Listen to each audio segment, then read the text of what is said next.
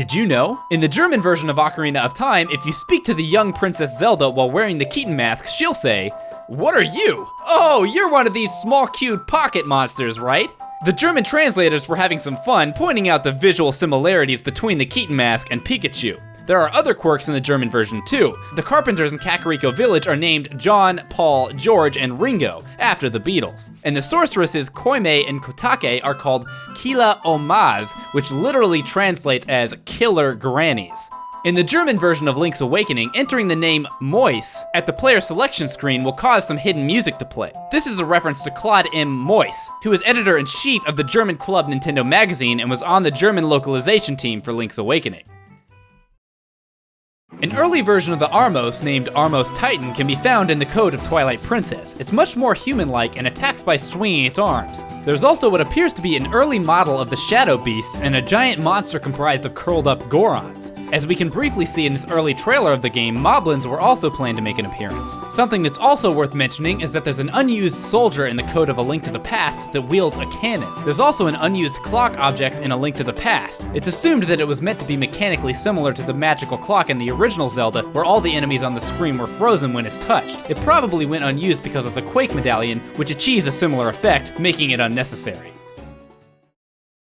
In Zelda 2, The Adventure of Link, if you go to the town of Rudo, you can find a character who states, "I am Error." It's generally thought that this was an actual error and that the game was incorrectly reading his name. However, it seems to be a joke by the developers. There's another character linked to Error named Bagu. Bagu is Japanese for bug, and Bagu's name simply went unaltered. They were supposed to be named Error and Bug as kind of a technical in-joke. Ironically, Bagu's naming was the mistake in the English version, not Error's. Another interesting bit relating to Zelda 2 is that in the March 2003 edition of Swedish gaming magazine Super Play, Miyamoto said Zelda 2 was sort of a failure. He sees A Link to the Past as the real sequel to the first Zelda, and that Zelda 2 is more of a side story about Link after the events of the first game. If you die in the original Famicom and NES versions of Zelda 2, the screen flashes rapidly with various colors. This could potentially cause seizures and was edited in the versions of the game released in 2003 and onwards. The screen now flashes red, reducing chance of seizures.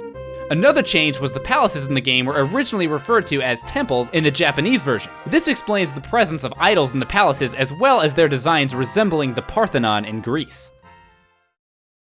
There's evidence suggesting that the forest and water temples in Ocarina of Time were originally wind and ice temples. The theory stems from the water medallion symbol resembling a snowflake and the forest medallion symbol resembling a fan. This theory is also supported by the interior design of Ganon's tower, where different sections are based on the game's temples. The forest temple portion of the tower has a wind puzzle based around fans, and the water portion of the tower is based around ice. By using a GameShark code, it's possible to trigger lines of Japanese text in the item subscreen that read Ice Medallion and Wind Medallion. Ganon's tower also led fans to believe the Light Temple was once playable rather than just appearing in cutscene. The thinking behind this theory is that the Spirit Temple contains two different types of puzzle, the puzzles based around time and the puzzles based around light. If Nintendo scrapped the Light Temple, there would be unused light-based puzzles. The thinking behind these light puzzles being in the Spirit Temple is that Nintendo simply reused the puzzles they'd already created for the Light Temple in order to save time developing new ones. There's also evidence suggesting that the Temple of Time was once part of the Light Temple. The song used to warp to the temple is named Prelude of Light. Logically, this should be named Prelude of Time, if its intention was to warp Link to the Temple of Time. It's possible the functions of the temple were originally somewhere in the Light Temple, and the Prelude of Light warped Link to that spot. This is also backed up by the fact that the spot you're warped to in the Temple of Time is marked with the Light Medallion symbol. The Temple of Time's decor is also light-themed, with a giant sun on the door and light bursting through the windows. You also get the light arrows in the Temple of Time. Key items are typically obtained inside dungeons, and it would make sense for the light arrows to be acquired inside the Light Temple. You also get the light arrows after all the sages have been awakened who reside in the Light Temple.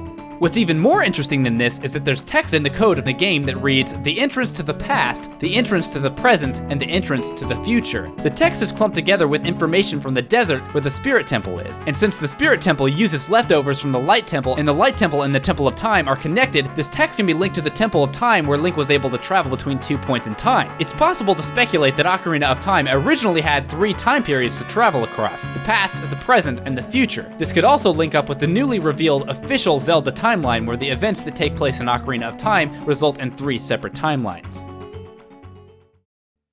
In The Legend of Zelda Twilight Princess, there's a character called the Hero's Shade who aids Link by teaching him swordsmanship. The Hero's Shade can launch large fireballs from the end of his sword and is notably left-handed. This is because the Hero's Shade is actually the spiritual manifestation of the regrets of the Hero of Time, the same Link we knew in Ocarina of Time and Majora's Mask. He was filled with regret from not being able to pass on his skills, so to ease his regrets and finally pass on his knowledge of swordplay, he teaches the 7 hidden skills to one of his descendants, Link from Twilight Princess. This was long speculated by fans and has now been confirmed by Nintendo in the Hyrule Historia.